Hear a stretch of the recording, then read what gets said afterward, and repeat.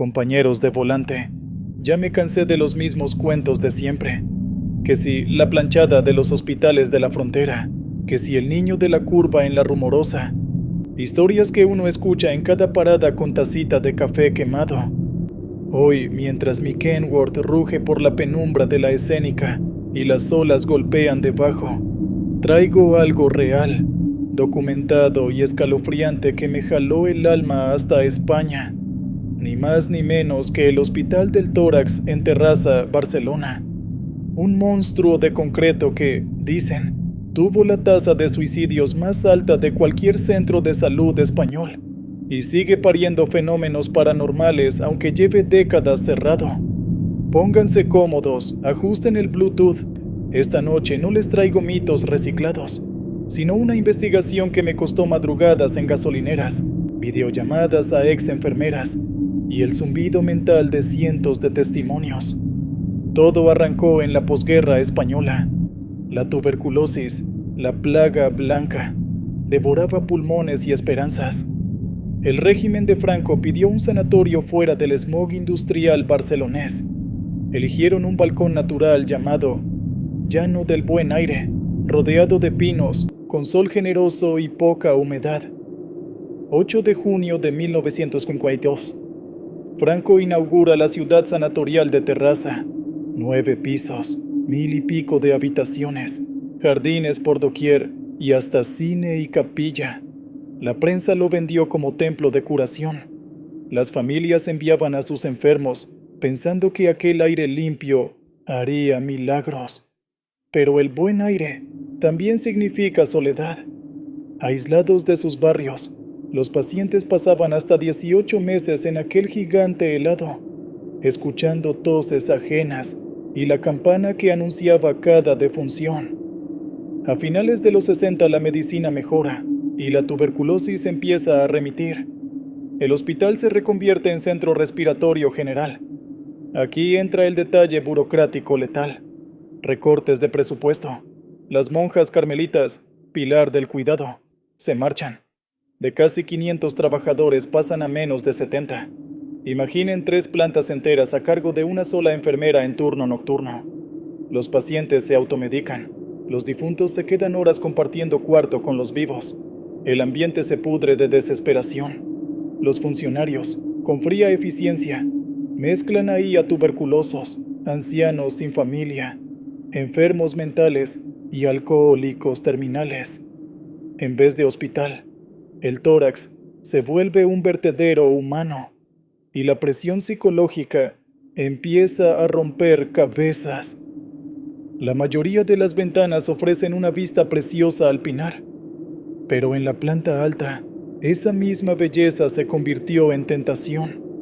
De noche, cuando los pasillos se quedaban en penumbras, algunos pacientes caminaban hasta el 9º piso, abrían la ventana, inspiraban fuerte, quizá por primera vez sin dolor, y saltaban. El césped bajo los balcones recibió tantos cuerpos que el personal lo apodó la jungla, un lugar donde crujen ramas y huesos. ¿Cuántos se arrojan realmente? Ex empleados hablan de 30 a 35 suicidios registrados en 30 años. Exploradores urbanos inflan la leyenda a 21 en una semana. Sea cual sea la cifra exacta, quedó sellada la reputación. El sanatorio donde la gente prefiere volar que respirar. Hay cartas de la época contando escenas turbias, pacientes mirando boquiabiertos cómo un compañero cae, mientras otro se levanta de la cama y murmura, «yo también». Se empezó a decir que saltar era contagioso, como la enfermedad misma. El 31 de diciembre de 1986, el último enfermo recibe alta. Durante una década más, algunos médicos usan oficinas del ala baja, hasta que en 1997 cierran definitivamente. A partir de ahí, el Hospital del Tórax se vuelve el parque de diversiones favorito de curiosos. Habitaciones saqueadas, grafitis satánicos y pasillos con eco sepulcral. Los vecinos aseguran que, en noches de tramontana, se oyen quejidos y las puertas metálicas crujen solas. El programa de misterio Cuarto Milenio Envía equipo, capta psicofonías y una sombra que cruza un quirófano vacío. Exploradores aficionados suben a YouTube videos con sillas de ruedas moviéndose y voces metálicas que dicen, sal. Vale que algunos clips están editados, pero otros muestran fallos eléctricos grabados en tiempo real, linternas que mueren, cámaras que se apagan solo al enfocar cierto corredor. Entre finales de los 90 y primeros 2000, la policía detiene a un chico saliendo del hospital con un feto humano en frasco de formol. Había saqueado el antiguo laboratorio. La noticia alimenta otra oleada de mitos, que el quinto piso guarda restos de autopsias olvidadas. Poco después, inspectores descubren la capilla llena de pintas de cruces invertidas y velas negras.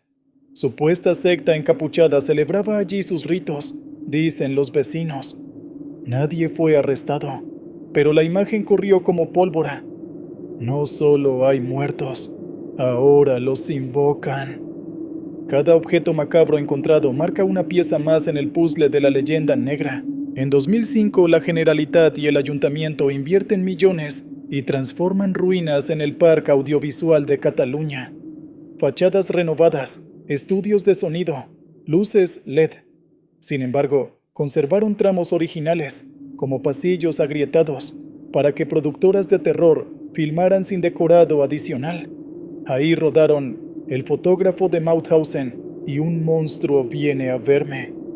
Técnicos recuerdan micrófonos que chisporroteaban solo al rodar en la ex planta de neumología, cámaras que no enfocaban cierto pasillo hasta que alguien recitaba un Padre Nuestro. El giro final ocurre cuando la academia del reality musical Operación Triunfo se instala en el complejo 2017 y 2023. Durante la edición 2023, todo se transmitía 24/7 vía streaming. Con miles de ojos conectados, suceden incidentes escalofriantes. Botellas de agua selladas que se destapan solas frente a cámaras. Un concursante asegura haber visto una figura tras la puerta en plena madrugada. El video se hace viral. Flashes luminosos recorren una pared vacía mientras los chicos duermen. La productora, temiendo pánico colectivo, llama a un periodista del misterio para calmar a los cantantes. Él les habla de poltergeist colectivo, de energías residuales. No sé si funcionó. Lo que sí sé es que los ratings subieron. El tórax nunca pierde oportunidad para hacer ruido, aunque sea del otro mundo. Hablé con Carmen Cruz, enfermera de 14 años en la planta de mujeres. Yo vi solo 2 suicidios, el resto es folclore, me dijo con acento catalán. Insiste en que había cariño, risas y curaciones. Otra ex empleada, María Teresa Rojas, reconoce recortes brutales y pésima comida, pero se indigna. No éramos matasanos ni manicomio, era lo que había en la España pobre. Sus palabras contrastan con youtubers que aseguran que los pasillos están chupados por las almas. ¿Quién tiene la verdad? Quizá ambos, porque la pena, cuando se acumula, se impregna en las paredes, y cada visitante añade su capa de miedo. Hace 6 meses estacioné mi tráiler en un área de descanso de Calexico, y me conecté a un foro español de ex trabajadores. Le pedí a un viejillo llamado Ramonet que me describiera el olor del hospital cuando llegó en 1971. A orina y pino mojado, escribió. Esa frase me clavó una espina. Luego contacté al guía local Thor Grimau. Me narró tantos detalles visuales que pude sentir el polvo en mis pulmones. Thor juró escuchar gritos en la jungla al anochecer. Con cada charla mi mapa mental crecía.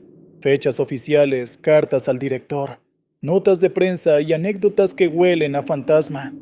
Crucé datos, descarté mentiras obvias, guardé las que encajan. Con eso armé este relato. No vengan a decir que copié.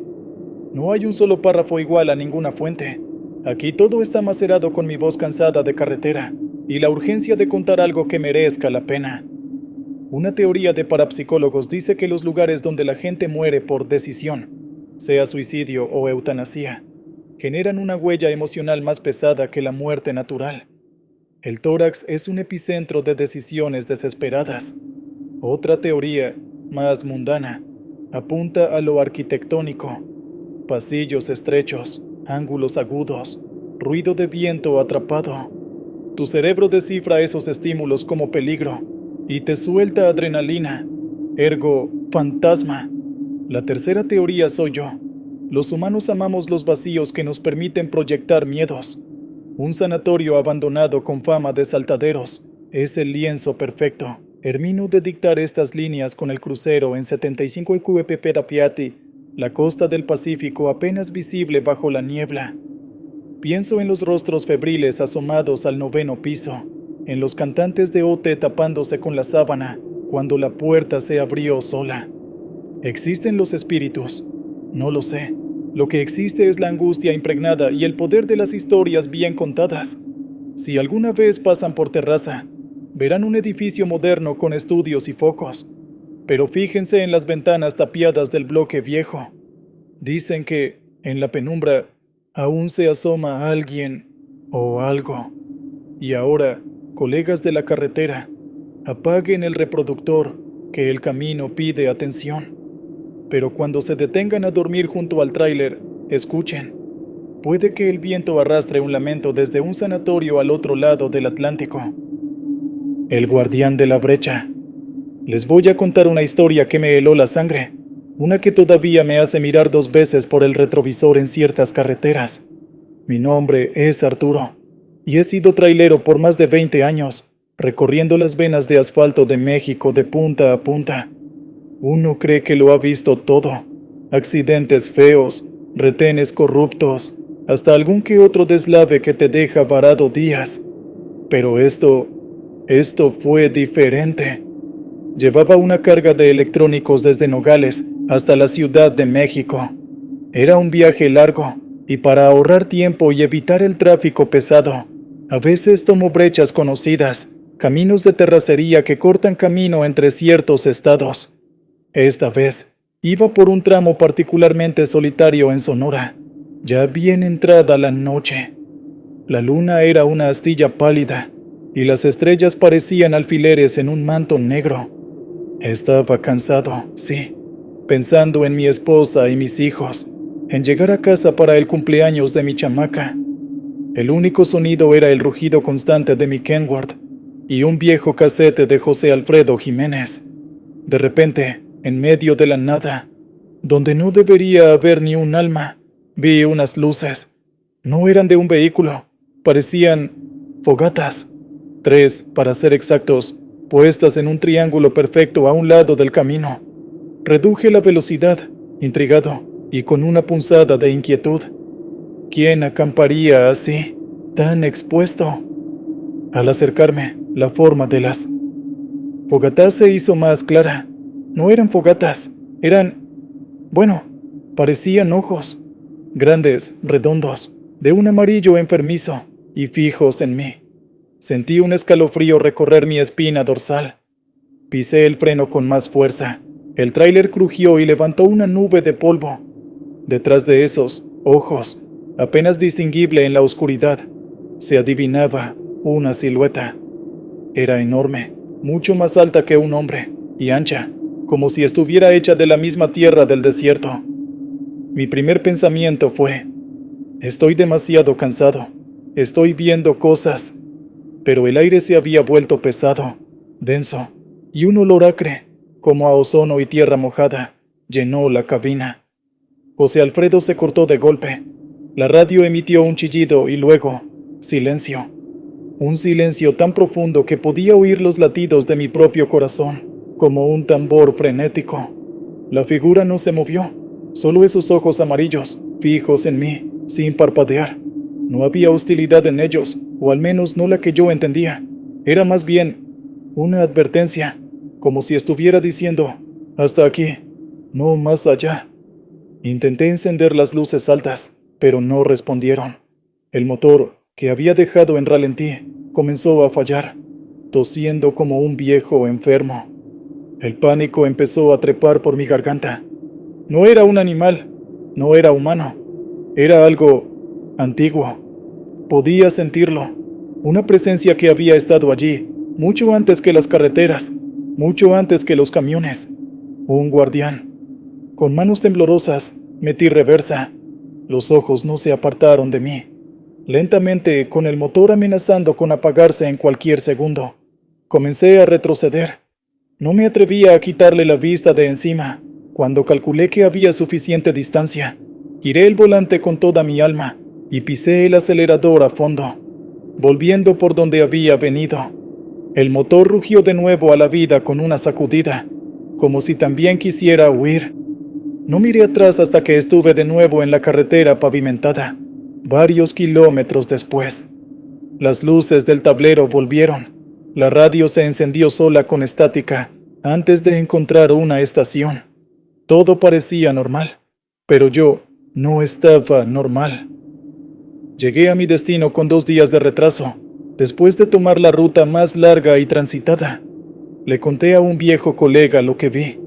Él solo asintió lentamente y me dijo: «Hay lugares en el desierto que no son para nosotros, Arturo. Guardianes de la brecha, les dicen algunos. Protegen algo, o nos protegen de algo». Nunca más volví a tomar un atajo por el desierto de Sonora. Y a veces, en la quietud de la noche, cuando cierro los ojos, todavía veo esos 3 pares de ojos amarillos vigilando en la oscuridad. Y ese olor nunca me abandona del todo. Continuamos con la siguiente historia. La estación de servicio olvidada. Buenas noches, me llamo Samuel. Durante casi 15 años fui representante de ventas para una empresa de herramientas agrícolas.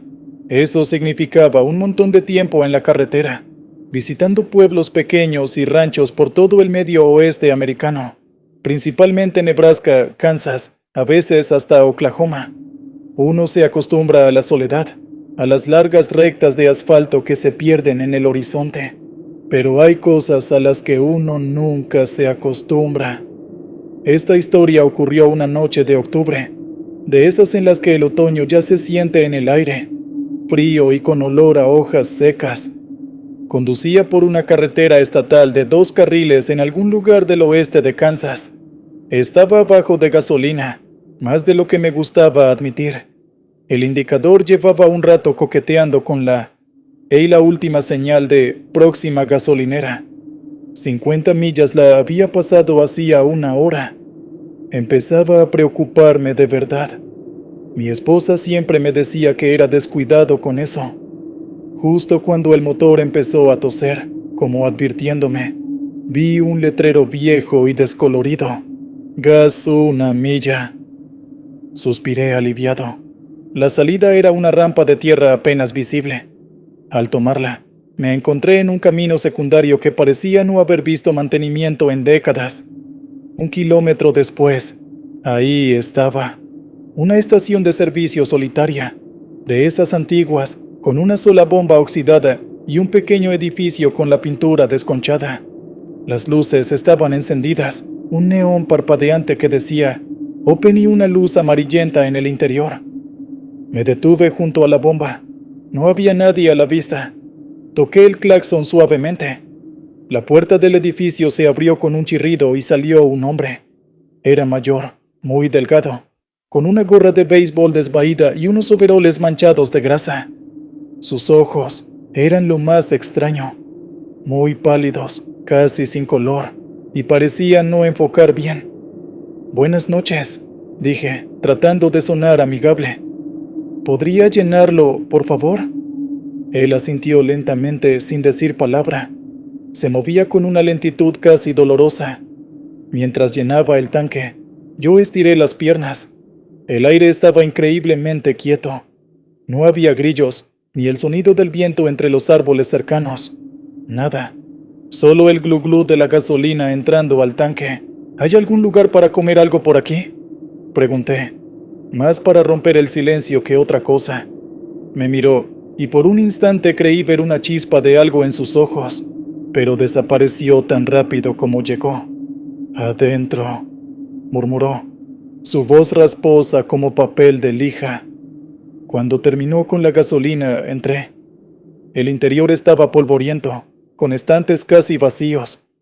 Había una máquina de refrescos que parecía de los años 60 y un mostrador con algunos dulces rancios. Detrás del mostrador, una mujer, igual de mayor y delgada que el hombre, me observaba. Tenía los mismos ojos pálidos e inexpresivos. «Solo una soda», dije, agarrando una. Ella marcó el precio en una caja registradora antigua. Mientras pagaba, noté algo en la pared detrás de ella. Eran fotografías, muchas, todas en blanco y negro o sepia. Parecían familias, niños, pero había algo raro en sus sonrisas, demasiado amplias, los ojos muy abiertos, inquietante. ¿Son su familia?, pregunté, señalando las fotos. La mujer me miró fijamente. Por un segundo, su rostro pareció contraerse. «Viajeros», dijo, su voz igual de rasposa que la del hombre. Se detuvieron, se quedaron. Un escalofrío me recorrió. «Ah, bueno, gracias». Salí de allí lo más rápido que pude sin parecer grosero. El hombre seguía junto a la bomba, inmóvil, observándome.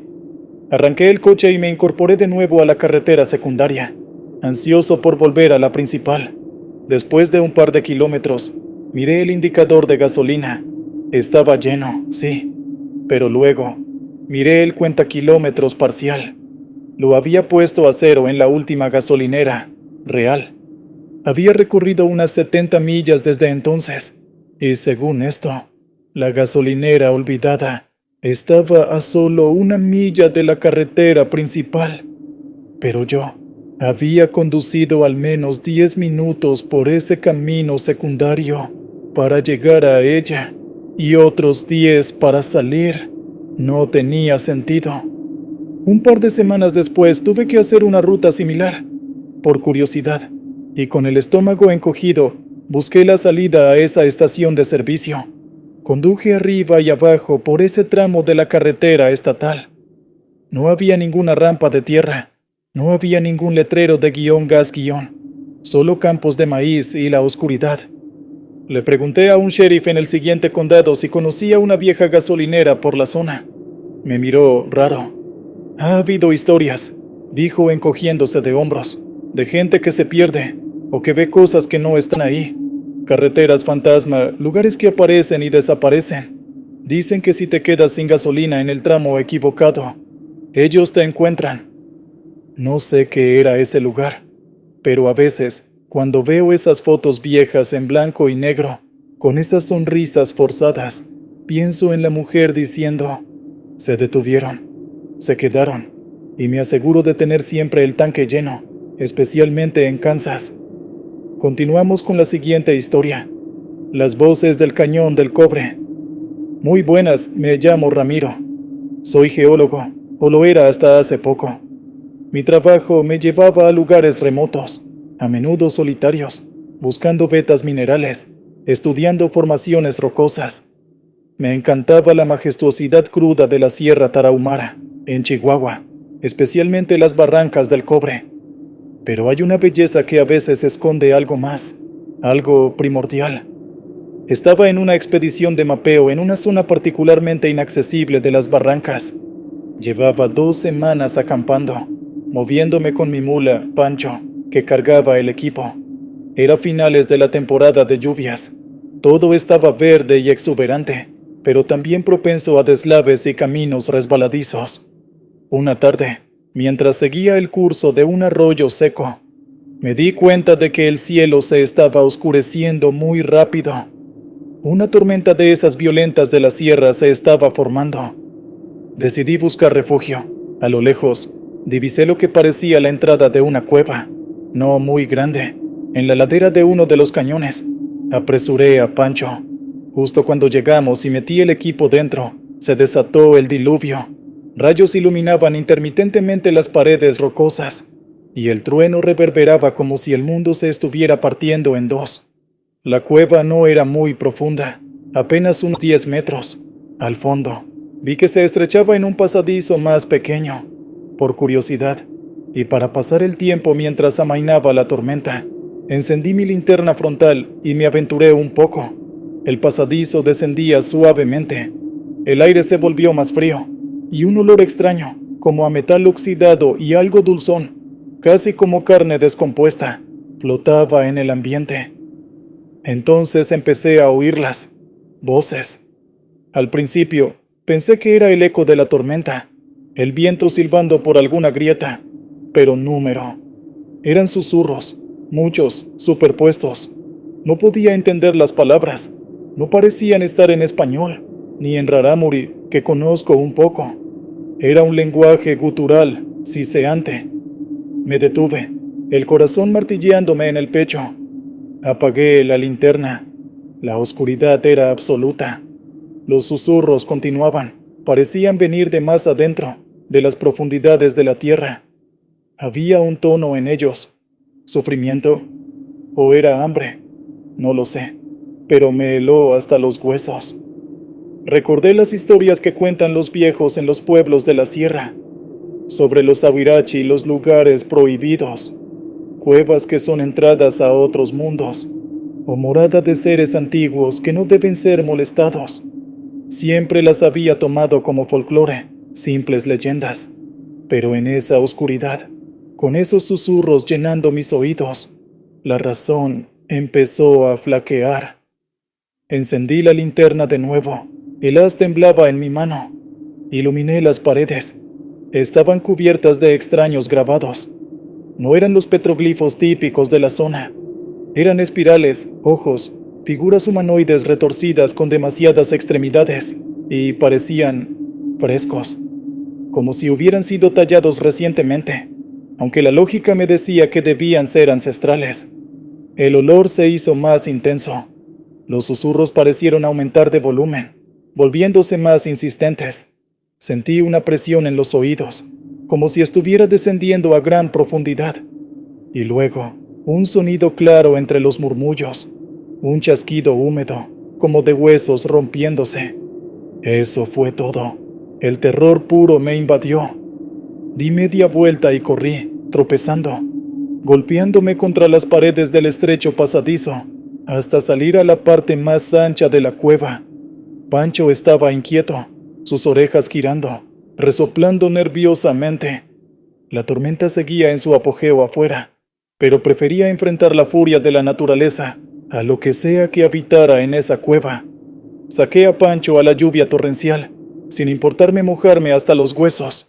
No paramos hasta que encontramos una saliente rocosa más expuesta, pero al menos al aire libre, lejos de esa oscuridad y esos sonidos.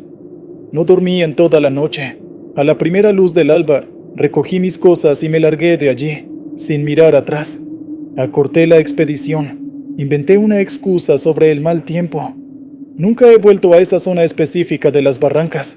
A veces, en mis pesadillas, escucho esos susurros y me pregunto qué era lo que producía ese olor, esos chasquidos. ¿Qué tipo de seres tallaron esas figuras en la roca viva? Hay misterios en la tierra que es mejor no desvelar. Algunos lugares guardan secretos que no estamos destinados a conocer. La sierra sabe, y a veces te lo hace saber. Continuamos con la siguiente historia. El reflejo en la ruta 66. ¿Qué tal? Soy Frank. Conduje un autobús Greyhound durante casi 30 años, principalmente por las rutas del suroeste, California, Arizona, Nuevo México, Texas.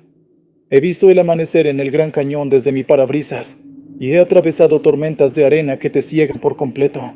Me jubilé hace unos años, pero hay un viaje, una noche en particular, que se quedó conmigo como una sombra. Fue a principios de los 90. Cubría una ruta nocturna que incluía un largo tramo de la vieja Ruta 66 en Arizona, uno de esos trechos desolados que aún conservan el espíritu de antaño, pero también una profunda soledad. Llevaba pocos pasajeros, quizás una docena, la mayoría dormitando. La noche era clara, con una luna llena que bañaba el paisaje desértico en una luz plateada fantasmal. Estaba concentrado en la carretera. El monótono zumbido del motor era casi hipnótico. De vez en cuando, miraba por el enorme espejo retrovisor interior, más por costumbre que por otra cosa, para asegurarme de que todo estuviera en calma. En una de esas miradas noté algo, un pasajero nuevo. Estaba sentado en la última fila, en un asiento que juraría que estaba vacío la última vez que miré. Era un hombre, o al menos la silueta de uno, porque su rostro estaba completamente en sombras, como si la luz de la cabina no lo tocara. Llevaba un sombrero de ala ancha y un abrigo largo, a pesar del calor del desierto. Fruncí el ceño. No habíamos hecho ninguna parada. ¿Cómo diablos había subido? Pensé que quizás estaba tan cansado que me había olvidado de alguien, pero tenía una memoria bastante buena para esas cosas. Seguí conduciendo, pero una inquietud comenzó a asentarse en mi estómago. Volví a mirar por el retrovisor. Seguía allí, inmóvil. Los demás pasajeros seguían durmiendo, ajenos a su presencia. Intenté ver su reflejo en las ventanillas laterales, cuando pasábamos alguna luz de un poste telefónico, pero era como si no existiera. Pasaron las millas. Cada vez que miraba, él estaba allí, en la misma posición, una estatua de sombras. Empecé a sentir un sudor frío. Estaba soñando despierto. Era una alucinación por fatiga. Intenté sacudir la cabeza, tomar un sorbo de café de mi termo, pero la imagen persistía. Entonces, en una de mis miradas, noté algo más. Su cabeza estaba ligeramente inclinada, como si me estuviera observando, directamente a través del espejo. No podía ver sus ojos, pero sentía su mirada. Una mirada fría, penetrante. Mi corazón comenzó a latir más rápido. Esto no era normal. Decidí que en la próxima parada no programada, en un pequeño pueblo llamado Oldman, que estaba a unas millas, me detendría y lo confrontaría, o al menos encendería todas las luces interiores para verle bien la cara. Mientras me acercaba a Oldman, volví a mirar. El asiento estaba vacío. Desapareció. Simplemente ya no estaba. Sentí un alivio momentáneo, seguido de una confusión aún mayor. Había imaginado todo. ¿Se había bajado en alguna parada que olvidé por completo? Imposible. Cuando llegué a Oldman, detuve el autobús bajo una farola. Encendí todas las luces interiores, despertando a algunos pasajeros con murmullos de protesta. Caminé por el pasillo hasta la última fila. El asiento estaba vacío, sí, pero había algo en él, un pequeño objeto metálico. Lo recogí. Era una vieja moneda de plata, un dólar Morgan de 1888, muy gastado por el tiempo. Estaba helado al tacto. Nadie reclamó la moneda. Nadie recordaba haber visto a un hombre con sombrero y abrigo largo. Terminé la ruta sintiéndome como si hubiera perdido la cabeza. Durante semanas, me pregunté si todo había sido producto de mi imaginación. Pero conservé esa moneda. Años después, se la mostré a un coleccionista, solo por curiosidad. Me dijo que era auténtica, y luego añadió, casi como una ocurrencia tardía, que en la zona de Oldman, a finales del siglo XIX, hubo muchas historias de bandidos y tiroteos. Uno en particular, un forajido que siempre pagaba con monedas de plata antes de desaparecer en la noche. Nunca supe quién o qué era ese pasajero. Un fantasma de la vieja Ruta 66, un producto de mi mente cansada. Pero a veces, cuando la luz de la luna es de cierta manera y estoy solo, siento esa mirada fría en mi nuca, y el tacto de esa moneda helada todavía me produce escalofríos. Continuamos con la siguiente historia. Kilómetro 82, Carretera Federal 15D. Les voy a contar algo que me pasó hace unos años, cuando todavía trabajaba como paramédico en una concesionaria de autopistas en México. Mi nombre es Sofía. Estábamos basados cerca de Culiacán, y nuestro tramo incluía una buena parte de la maxipista Mazatlán-Culiacán, la Federal 15D.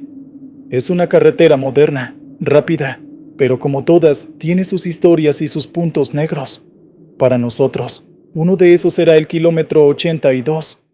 No era que hubiera más accidentes allí que en otros lados, estadísticamente hablando, pero los que había solían ser raros.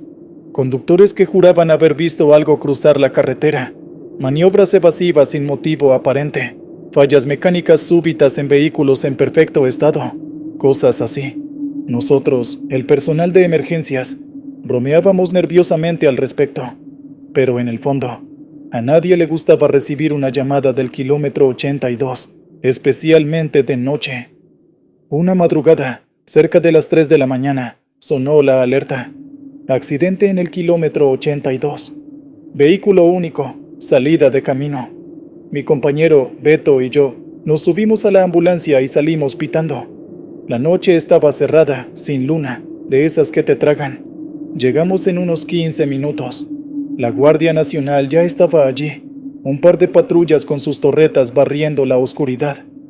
El coche, un sedán compacto, estaba fuera de la carretera, unos 20 metros adentro del monte, con el frontal destrozado contra un árbol grueso. No parecía haber huellas de frenada en el asfalto. Los oficiales nos dijeron que el conductor era el único ocupante y que estaba vivo, pero atrapado y delirando. Nos acercamos con el equipo. El conductor, un hombre de unos 40 años, estaba consciente, pero con los ojos desorbitados. Tenía sangre en la cara por un corte en la frente, pero lo que más me preocupó fue su estado mental.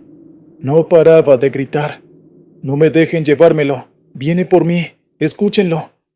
«Tranquilo, señor, somos paramédicos, vamos a sacarlo de aquí», le dije, intentando sonar calmada mientras Beto evaluaba cómo extraerlo. «No entienden», gritó él, su voz quebrada por el pánico. Estaba en el asiento de atrás, lo vi por el retrovisor, sus ojos. Miré instintivamente al asiento trasero del coche destrozado. Estaba vacío, claro, lleno de cristales rotos y el desorden típico de un accidente. «Señor, no hay nadie más en el coche», dijo Beto con firmeza. «Debió golpearse la cabeza». Mientras trabajábamos para liberarle las piernas, que estaban atrapadas por el tablero hundido, él seguía murmurando sobre la cosa del asiento trasero. Decía que no tenía rostro, solo una oscuridad que absorbía la luz, y unos ojos que brillaban como carbones encendidos, que había sentido un frío glacial justo antes de perder el control. Yo intentaba ignorarlo, concentrarme en mi trabajo, pero el kilómetro 82 tiene esa reputación. Y el aire, a pesar de ser una noche cálida de Sinaloa, se sentía extrañamente frío alrededor del coche. Podía oler la gasolina derramada, el metal retorcido, y algo más, un olor muy sutil, dulzón y nauseabundo, como a carne podrida, que iba y venía con la brisa. De repente, el radio de uno de los oficiales empezó a emitir pura estática, un chillido agudo que nos hizo encogernos a todos. Uno de ellos lo golpeó y volvió a la normalidad. «Maldita interferencia», masculló. Finalmente logramos sacar al conductor. Estaba muy agitado, luchando débilmente mientras lo colocábamos en la camilla. «Ahí viene», susurró, mirando hacia la oscuridad del monte, más allá del coche. «Puedo olerlo». Y en ese momento, juro por lo más sagrado, yo también lo olí. Ese mismo olor fétido, pero más fuerte ahora, como si la fuente estuviera cerca. Y escuché algo, un susurro muy leve, casi inaudible bajo el ruido de los motores de las patrullas y la ambulancia. No eran palabras, era más bien como el roce de algo grande moviéndose entre la maleza seca. Beto me miró, con los ojos muy abiertos. «¿Oíste eso?», asentí, con la boca seca. Subimos al conductor a la ambulancia a toda prisa. Mientras cerraba las puertas traseras, eché una última mirada hacia el coche siniestrado. Por una fracción de segundo, en la penumbra donde antes estaba el asiento trasero, me pareció ver dos puntos rojos muy pequeños, brillando débilmente. Parpadeé, y ya no estaban. Llevamos al hombre al hospital. Tenía una conmoción cerebral y varias fracturas, pero se recuperó. Nunca cambió su historia sobre lo que vio. Mis colegas y yo no hablamos mucho de esa noche. ¿Qué podíamos decir? que habíamos olido y oído algo que no tenía explicación. Dejé ese trabajo unos meses después. No fue solo por el kilómetro 82, pero contribuyó. Hay cosas en esas carreteras solitarias, en la oscuridad profunda de la noche, que es mejor no encontrar. Y a veces, cuando conduzco de noche y miro por el retrovisor, todavía siento un escalofrío, esperando ver un par de ojos rojos brillando desde el asiento trasero. Continuamos con la siguiente historia. La entrega nocturna en los Ozarks. Buenas noches, me llamo Earl. Fui conductor de entregas para una empresa de paquetería independiente durante unos buenos 7 años, cubriendo principalmente zonas rurales de Arkansas y Missouri, en el corazón de los montes Ozarks. Son lugares hermosos de día, pero de noche, esas carreteras secundarias sinuosas y esos bosques densos pueden volverse opresivos. Tenía una ruta regular que incluía una vieja granja muy aislada, al final de un camino de tierra de varias millas, que se desviaba de una carretera estatal poco transitada. La propiedad pertenecía a un tal señor Blackwood, un anciano solitario que pedía herramientas y suministros con bastante frecuencia. Nunca lo veía. Siempre dejaba una nota en el porche pidiendo que dejara el paquete allí.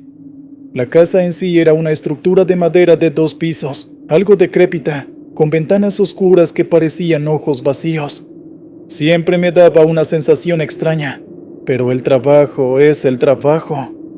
Una noche de invierno, me tocó hacerle una entrega bastante tarde. Había habido una tormenta de hielo más temprano, y todo estaba retrasado. Eran casi las 10 cuando finalmente tomé el desvío hacia la propiedad de Blackwood. La luna estaba oculta por nubes densas, y el camino de tierra estaba resbaladizo y lleno de baches congelados. Mi vieja furgoneta se quejaba con cada sacudida. Al llegar al claro donde estaba la casa, noté algo diferente. Usualmente, todas las luces estaban apagadas, pero esa noche, una luz amarillenta y mortecina brillaba en una de las ventanas del piso de arriba. Vaya, el viejo está despierto, pensé. Estacioné, agarré el paquete. Era una caja de herramientas bastante pesada. Me dirigí al porche. No había nota esta vez. Dudé un momento. Las instrucciones eran claras. Dejar el paquete. Pero la luz encendida. Quizás necesitaba una firma esta vez. Toqué la puerta. Un golpe seco y hueco. Esperé. Nada. Volví a tocar. Un poco más fuerte. Escuché un crujido desde adentro. Luego, el sonido de pasos lentos, arrastrados, acercándose a la puerta. La puerta se abrió con un chirrido prolongado, revelando al señor Blackwood. Nunca lo había visto antes, y la visión me heló la sangre. Era alto, esquelético, con una piel pálida y casi translúcida, estirada sobre sus huesos. Sus ojos eran hundidos, oscuros, y me miraban con una intensidad que me hizo retroceder un paso. Vestía un camisón antiguo, manchado y raído. ¿Paquete? Su voz era un susurro seco, como hojas muertas. Sí, señor Blackwood. Para usted. Le tendí la caja. Sus manos, nudosas y con uñas largas y amarillentas, se extendieron hacia el paquete. Cuando sus dedos rozaron los míos, sentí un frío antinatural. Un frío que penetraba hasta los huesos. Retrocedí instintivamente. Él tomó la caja con sorprendente facilidad para su aparente fragilidad. Adentro, dijo, más una orden que una invitación, señalando con la cabeza hacia el interior oscuro de la casa. Oh, no, gracias, señor. Tengo que seguir mi ruta. Me excusé rápidamente. Un pánico irracional comenzaba a apoderarse de mí. El interior de la casa olía a polvo, a humedad y a algo más, un olor dulzón, vagamente metálico, como sangre vieja. Sus ojos oscuros no se apartaron de los míos.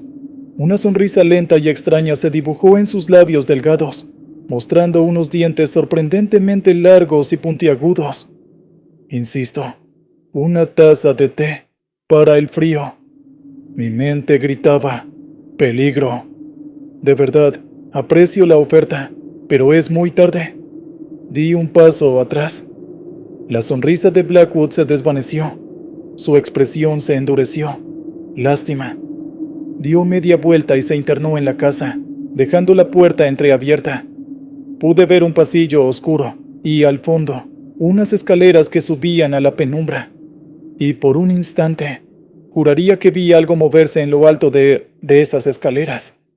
Una sombra más oscura que la propia oscuridad, con una forma vagamente humana pero distorsionada. No esperé más. Corrí a mi furgoneta, arranqué el motor y salí de allí derrapando en el camino helado, sin importarme los baches. No miré por el retrovisor hasta que estuve de nuevo en la carretera estatal. Al día siguiente, le conté a mi jefe, inventando que la casa parecía abandonada y que me preocupaba dejar el paquete. Mi jefe frunció el ceño. Blackwood, ¿estás seguro de la dirección? Le confirmé la dirección. Él revisó sus registros. Earl, dijo lentamente. El señor Blackwood falleció hace 6 meses. Su propiedad está en proceso de sucesión. No ha habido pedidos de esa dirección desde entonces. Sentí que se me caía el alma a los pies. ¿A quién le había entregado el paquete? ¿Qué era esa luz en la ventana? ¿Y qué era esa cosa en lo alto de las escaleras? Pedí un cambio de ruta. Nunca más volví a acercarme a esa parte de los Ozarks de noche. Pero a veces, cuando entrego un paquete en una casa aislada y oscura, siento ese frío en los dedos y recuerdo esa sonrisa y esos ojos. Y me pregunto qué horrores se esconden en las profundidades de los bosques, esperando una entrega nocturna. Continuamos con la siguiente historia. La niebla de la rumorosa. Buenas noches, mi nombre es Carlos, y durante muchos años fui conductor de autobuses de pasajeros, de esos que cruzan el país. Una de las rutas más temidas, pero también más espectaculares, es la de la Rumorosa, esa carretera que serpentea por las montañas entre Mexicali y Tecate, en Baja California. Es famosa por sus curvas cerradas, sus precipicios y sobre todo por su niebla. Una niebla tan densa que a veces no ves más allá del cofre del autobús. Hace unos 10 años me tocó un viaje nocturno por esa ruta. Íbamos hacia Mexicali. La noche empezó clara, pero al comenzar el ascenso a la Rumorosa, la niebla empezó a bajar, como una cortina espesa y húmeda. Pronto, estábamos envueltos en ella.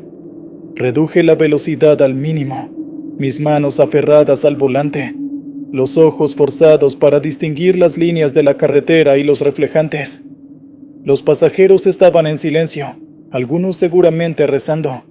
El único sonido era el motor del autobús y el silbido del viento cargado de humedad. En la Rumorosa, de noche y con niebla, te sientes completamente aislado del mundo. De repente, a través de la densa niebla, vi unas luces rojas parpadeando adelante. Pensé que era un accidente o un vehículo descompuesto. Frené con cuidado, deteniendo el autobús a una distancia prudente. Las luces rojas parecían estar estáticas, a un costado de la carretera. Permanezcan en sus asientos, anuncié por el altavoz. Voy a ver qué sucede. Agarré una linterna potente y bajé. El frío era penetrante y la niebla tan espesa que apenas podía ver la parte trasera de mi propio autobús. Caminé con cautela hacia las luces rojas. A medida que me acercaba, me di cuenta de que no eran de un vehículo. Eran como 2 ojos grandes, redondos, de un rojo intenso, flotando en la niebla a la altura de la cabeza de un hombre. Me detuve en seco. Un escalofrío que no tenía nada que ver con el frío de la montaña me recorrió. ¿Hola?, pregunté, mi voz sonando extrañamente débil. ¿Hay alguien ahí? ¿Necesitan ayuda?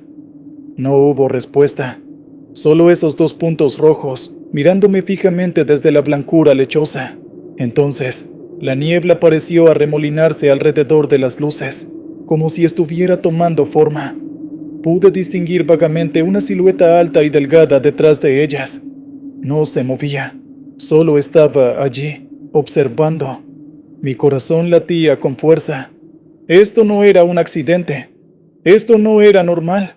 Recordé las leyendas de la Rumorosa, historias de fantasmas de traileros accidentados, de criaturas que acechan en la niebla, de pactos con el diablo en sus curvas. Siempre las había descartado como cuentos para asustar a los novatos. Retrocedí lentamente, sin quitar la vista de las luces rojas. ¿Quién eres?, volví a preguntar, aunque una parte de mí no quería saber la respuesta. La figura dio un paso hacia mí, o más bien, se deslizó.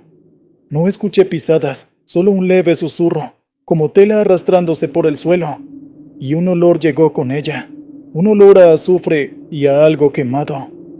Las luces rojas parecieron intensificarse. Sentí una presión en el pecho, una sensación de pavor absoluto. No era humano. Fuera lo que fuera, no era de este mundo. Di media vuelta y corrí hacia el autobús, tropezando en la oscuridad. Salté adentro, cerré la puerta de golpe y puse el seguro. Los pasajeros me miraban con expectación y miedo. «¡Abróchense los cinturones!», grité, más alterado de lo que quería admitir. «Nos vamos de aquí». Arranqué el motor y, con una plegaria en los labios, comencé a maniobrar para rebasar el punto donde había visto las luces. Miré de reojo al pasar. No había nada, ni luces, ni figura, solo la niebla densa y silenciosa. Conduje el resto del camino por la Rumorosa con el alma en un hilo, esperando ver esas luces rojas en cada curva. Cuando finalmente descendimos hacia Mexicali y la niebla comenzó a disiparse, sentí como si me hubieran quitado un peso enorme de encima. Nunca supe qué fue lo que vi esa noche. Mis compañeros más viejos tienen sus teorías. Algunos dicen que es el guardián de la montaña, otros que es un alma en pena. Yo no lo sé. Pero cada vez que tenía que cruzar la Rumorosa después de eso, especialmente con niebla, sentía esa misma presión en el pecho.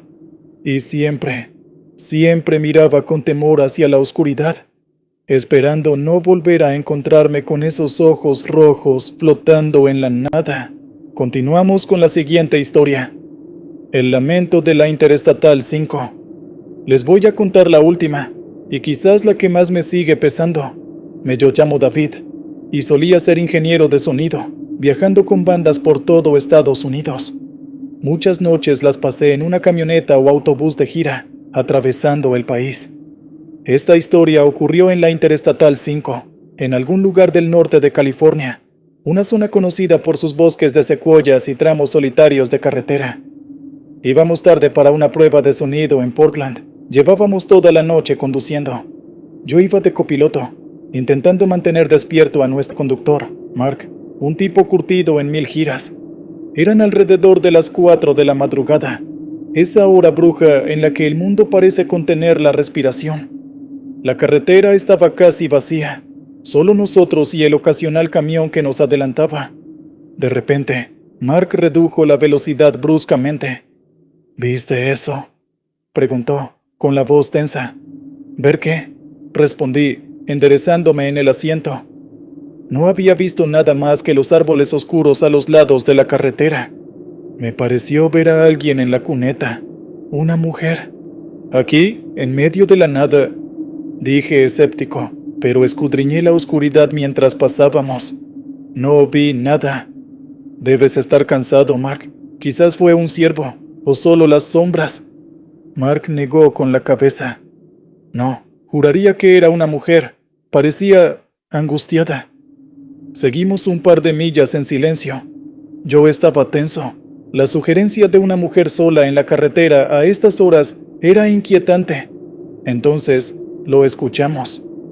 Al principio fue un sonido muy leve, casi imperceptible sobre el ruido del motor. Un lamento agudo, lastimero. Pensé que era el viento o algún animal, pero se hizo más claro, más definido.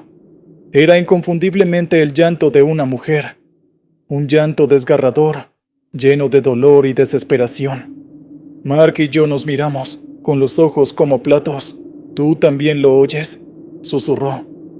Asentí, con el corazón encogido. El llanto parecía venir de nuestra derecha, del bosque oscuro que flanqueaba la carretera. No sonaba como si estuviera muy lejos. «Deberíamos parar», dijo Mark. «Podría necesitar ayuda». Yo dudé. Una parte de mí, la racional, me decía que era peligroso.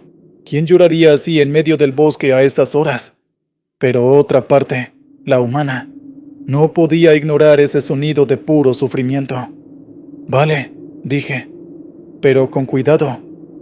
Mark detuvo la camioneta en el arcén. Apagamos el motor. El silencio que siguió fue ensordecedor, roto solo por ese llanto continuo, que ahora parecía aún más cercano. Abrimos las ventanillas. El aire frío de la noche entró, trayendo consigo el olor a pino y tierra húmeda. «Hola», gritó Mark hacia el bosque. «¿Hay alguien ahí? Necesita ayuda».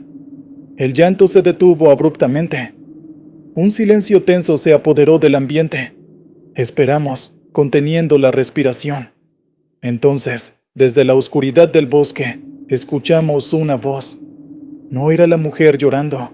Era una voz profunda, gutural, que parecía susurrar directamente en nuestros oídos, a pesar de la distancia. «Se ha ido». Solo esas 3 palabras. Pero el tono era frío, carente de emoción, y con un matiz de burla que me heló la sangre. Mark y yo no necesitamos decir nada. Encendió el motor con manos temblorosas, metió primera y pisó el acelerador a fondo. Las ruedas chirriaron en el asfalto mientras nos incorporábamos bruscamente a la carretera. No hablamos durante casi 1 hora. Solo el sonido de nuestras respiraciones agitadas y el rugido del motor llenando el vacío. Cuando finalmente salió el sol, pintando el cielo de naranja y rosa, la tensión comenzó a disminuir un poco. Nunca supimos qué fue lo que escuchamos esa noche. Una trampa, algo sobrenatural. La mujer que lloraba era real. ¿Y la voz que respondió?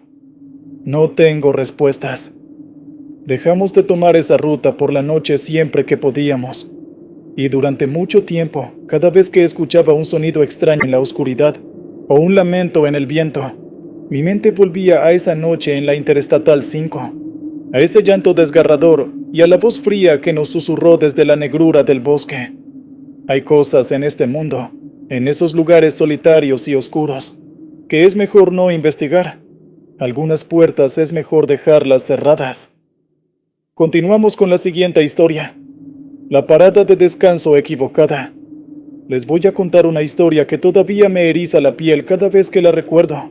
Y créanme, después de 30 años al volante de un tráiler por cada rincón de Estados Unidos y México, he visto cosas. Mi nombre es Arturo Benavides, camionero de toda la vida, casado, con 3 hijos ya mayores que, gracias a Dios, no siguieron mis pasos. Esta historia ocurrió hace unos 10 años, en una ruta solitaria de Nevada, de esas que parecen una línea recta infinita dibujada sobre el desierto. Era una noche de verano. El calor todavía apretaba pasadas las 2 de la madrugada. Llevaba casi 14 horas conduciendo, apurando una entrega de maquinaria pesada para una mina cerca de Elko. El cansancio me estaba ganando. Los párpados me pesaban como plomo, y el café ya no hacía efecto. Necesitaba parar, estirar las piernas, echarme un poco de agua en la cara. Justo cuando pensaba que tendría que orillarme en la nada misma, vi un letrero apenas iluminado. Rest Stop Next Exit. Un alivio. Tomé la salida y avancé por un camino secundario mal asfaltado unos 200 metros hasta la parada. Era un lugar pequeño, desolador. Un edificio de bloques de hormigón con los baños, unas cuantas mesas de picnic desvencijadas y una sola farola que parpadeaba intermitentemente, arrojando una luz amarillenta y enfermiza sobre la escena. No había otros camiones ni coches, solo mi Kenworth y el silencio del desierto. Bajé de la cabina sintiendo un escalofrío a pesar del calor. No era un frío físico, sino una sensación rara, como si el aire estuviera cargado de algo denso, pesado. Caminé hacia el edificio de los baños. La puerta de hombres estaba entreabierta, chirriando levemente con una brisa que no sentía en mi piel. Entré. Las luces fluorescentes del interior zumbaban, y una de ellas parpadeaba en sincronía con la farola exterior. Había un olor extraño, como a óxido y a algo dulzón, empalagoso. Mientras me lavaba la cara en el lavamanos agrietado, escuché un ruido en uno de los cubículos cerrados. Un arrastrar de pies, lento, pesado. Ocupado, pensé. Pero entonces, la puerta del cubículo se abrió con un quejido metálico y salió un hombre. Era alto, muy delgado, vestido con ropa oscura y anticuada. Su rostro estaba en sombras, pero lo que más me inquietó fue su sonrisa. Era demasiado ancha, fija, y no parecía llegar a sus ojos, que permanecían como cuencas oscuras. «Buenas noches», dijo con una voz rasposa, casi un susurro. Asentí, un poco incómodo, y me sequé la cara con papel. Él no se movió. Se quedó allí, mirándome con esa sonrisa horrible. Intenté ignorarlo, pero sentía su mirada clavada en mi nuca. Salí del baño con el corazón latiéndome un poco más rápido de lo normal. «Solo un tipo raro», me dije. Fui a una de las máquinas expendedoras, buscando una soda. Estaba desenchufada. Todas lo estaban. La sensación de inquietud creció. Decidí que ya había descansado suficiente. Cuando me di la vuelta para regresar a mi camión, el hombre del baño estaba parado a unos 10 metros, justo debajo de la farola parpadeante. Y no estaba solo. A su lado había dos figuras más, igual de altas, igual de delgadas, vestidas de forma similar. No podía distinguir sus caras con claridad por el parpadeo de la luz, pero tuve la certeza helada de que también sonreían. Comencé a caminar, intentando parecer tranquilo, pero mis manos sudaban. «Todo está bien, Arturo, solo son unos vagabundos», me repetía. Pero algo en su quietud, en su forma de estar parados, tan derechos, tan expectantes, me helaba la sangre. A medida que me acercaba a mi camión, uno de ellos dio un paso adelante, luego otro. No corrían, pero sus movimientos eran fluidos, antinaturales, como si se deslizaran. Me subí a la cabina de un salto, cerré el seguro y metí la llave en el contacto. El motor tardó una eternidad en arrancar, o así me pareció. Miré por el retrovisor. Las tres figuras estaban ahora al lado de mi remolque, sus siluetas recortadas contra la luz parpadeante. Y entonces, la farola se apagó por completo, sumergiéndolo todo en la oscuridad del desierto. Solo las luces de mi tablero iluminaban mi rostro sudoroso. Cuando el motor por fin rugió, pisé el acelerador a fondo. Las ruedas traseras escupieron grava mientras salía disparado de allí. No me atreví a mirar por el retrovisor hasta que estuve de nuevo en la carretera principal, con las luces de la autopista devolviéndome una pizca de cordura. Cuando lo hice, no había nada, solo la oscuridad. Nunca volví a ver esa salida en ningún mapa. Pregunté a otros colegas, veteranos de esa ruta, y nadie conocía una parada de descanso así en esa zona. A veces, en noches como esta, cuando el cansancio aprieta y veo un letrero solitario anunciando un descanso, sigo de largo. Prefiero arriesgarme a una multa que a parar en el lugar equivocado, porque sé que lo que vi aquella noche no era de este mundo. Y esas sonrisas todavía me persiguen en sueños. Continuamos con la siguiente historia. El kilómetro 187. Buenas noches, mi nombre es Elena Vargas, y aunque ahora trabajo como despachadora en una empresa de logística en El Paso, Texas, durante casi 15 años fui trailera. Recorrí de punta a punta la República Mexicana y buena parte del suroeste americano. Lo que voy a narrarles me sucedió en México, en un tramo de la carretera federal que va de San Luis Potosí a Zacatecas, específicamente en el temido kilómetro 187. Era un octubre particularmente frío. El cielo encapotado amenazaba con una tormenta que nunca llegaba. Llevaba un cargamento de textiles y mi destino final era Ciudad Juárez. Estaba cansada, un poco melancólica. Mi madre había estado enferma y yo me sentía culpable por estar tan lejos. Era cerca de la medianoche cuando mi viejo Freightliner comenzó a fallar. Primero, tirones suaves, luego más fuertes, hasta que el motor se ahogó y se detuvo por completo. Quedé varada en la más absoluta oscuridad, en medio de la nada. El kilómetro 187. Maldije mi suerte. Esa zona tenía mala fama. Se hablaba de asaltos, sí, pero también de cosas peores. Historias de aparecidos, de luces extrañas, de gente que se perdía sin dejar rastro. Intenté comunicarme por radio, pero solo obtenía estática. Mi celular no tenía señal. Estaba sola, mientras revisaba el motor con mi linterna. Sin mucho éxito porque de mecánica sé lo básico, empecé a sentirlo. Un frío que no era el de la noche. Un silencio demasiado profundo, como si hasta los grillos hubieran enmudecido de golpe. Levanté la vista y barrí con la luz de la linterna los alrededores.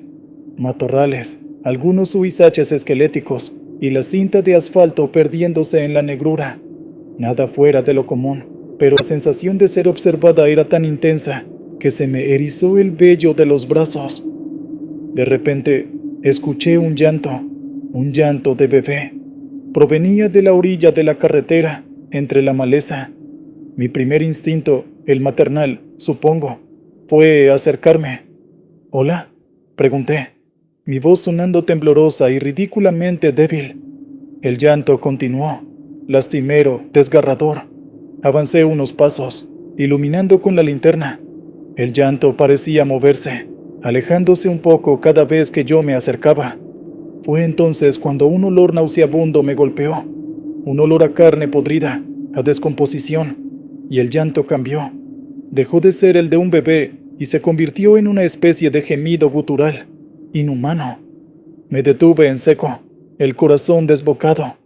Iluminé hacia donde provenía el sonido y vi algo. No puedo describirlo con exactitud. Era una forma oscura, agazapada entre los arbustos, más grande que un hombre. No distinguí rasgos, solo un contorno que parecía palpitar y dos puntos brillantes que podrían haber sido ojos. El pánico se apoderó de mí. Di media vuelta y corrí hacia la cabina de mi camión, tropezando en la oscuridad. Me encerré, temblando como una hoja. La cosa aquella emitió un chillido agudo, un sonido que me taladró los oídos y el alma. Escuché como algo pesado golpeaba el costado del remolque. Luego, silencio. Pasé las siguientes horas acurrucada en el asiento, rezando todo lo que sabía, con la linterna apuntando a la ventanilla, esperando el amanecer. Cada sombra, cada ruido del viento me hacía saltar. Justo cuando las primeras luces del alba teñían el cielo de gris, escuché el motor de otro camión. Nunca me había alegrado tanto de ver a un colega. Le hice señas desesperadamente. El trailero, un hombre mayor y amable, me ayudó. Resultó ser una tontería con el filtro de combustible. Mientras reparaba la falla, le conté entre sollozos lo que había vivido. Él asintió con gravedad. «Mija», me dijo, «este tramo está maldito. Dicen que es una bruja, otros que el diablo mismo anda suelto por aquí buscando almas. Lo del llanto del bebé es su truco más conocido para atraer a los incautos». Cuando por fin pude arrancar mi camión, no miré atrás. Juré que nunca más volvería a pasar por esa carretera de noche. Y cumplí. Aunque ya no manejo, a veces, cuando cierro los ojos, todavía escucho ese llanto y ese chillido, y siento ese frío antinatural. Hay lugares en el mundo donde las leyendas no son solo cuentos, y el kilómetro 187 es uno de ellos. Continuamos con la siguiente historia. El pasajero silencioso. Me llamo Javier, aunque la mayoría en el gremio me conocen como el zorro plateado por una vieja camioneta Ford que tuve. He sido conductor de autobuses de pasajeros de larga distancia en México por más de 20 años. cubriendo rutas que van desde Tijuana hasta Chiapas. He visto borrachos, peleoneros, enamorados, familias enteras con sus sueños a cuestas. Pero una noche, en la ruta entre Oaxaca y Puerto Escondido, recogí a un pasajero que nunca olvidaré. Era temporada baja, un miércoles lluvioso y desapacible. El autobús iba casi vacío, apenas una decena de almas repartidas por los asientos. Habíamos pasado ya la parte más sinuosa de la sierra cuando, en una parada no oficial, en medio de la nada, vi una figura al lado de la carretera haciéndome señas. Era un hombre, delgado, con un sombrero de ala ancha que le ensombrecía el rostro y un gabán oscuro. A pesar del calor húmedo, dudé un instante. No era un lugar habitual para recoger a nadie, pero las reglas de la empresa eran ser cortés y, bueno, un pasaje es un pasaje. Abrí la puerta. El hombre subió sin decir palabra. Me extendió el dinero exacto del pasaje a Puerto Escondido. Sus manos eran pálidas, huesudas, con uñas largas y amarillentas. Intenté hacerle alguna pregunta, la típica de visita o de regreso, pero solo asintió levemente y se dirigió a la parte trasera del autobús, sentándose en la última fila, en un rincón oscuro. Continuamos el viaje. La lluvia arreciaba, golpeando el parabrisas con furia. La atmósfera dentro del autobús se volvió extraña. Un frío se instaló, no el de la lluvia, sino uno que calaba los huesos. Miré por el retrovisor varias veces. El hombre permanecía inmóvil, la cabeza gacha, el sombrero ocultando su cara. Los demás pasajeros parecían dormitar, o al menos estaban muy quietos. Fue entonces cuando empecé a olerlo. Un aroma sutil al principio, como a tierra mojada, a sótano viejo, pero poco a poco se hizo más intenso, más penetrante. Era un olor a humedad, a moho, a tumba. Se me revolvió el estómago. Volví a mirar al pasajero del fondo. Seguía igual, pero ahora tenía la impresión de que el área a su alrededor estaba más oscura, como si absorbiera la poca luz del interior. Una joven que iba unas filas más adelante se despertó tosiendo y se frotó los brazos, como si tuviera frío. Me miró con extrañeza, y yo solo pude encogerme de hombros, intentando transmitir una calma que no sentía. El aire se sentía pesado, opresivo. Empecé a sentir una somnolencia abrumadora. Mis párpados luchaban por mantenerse abiertos. De repente, un perro se cruzó en la carretera. Pisé el freno bruscamente. El autobús se sacudió y las maletas del compartimento superior se movieron.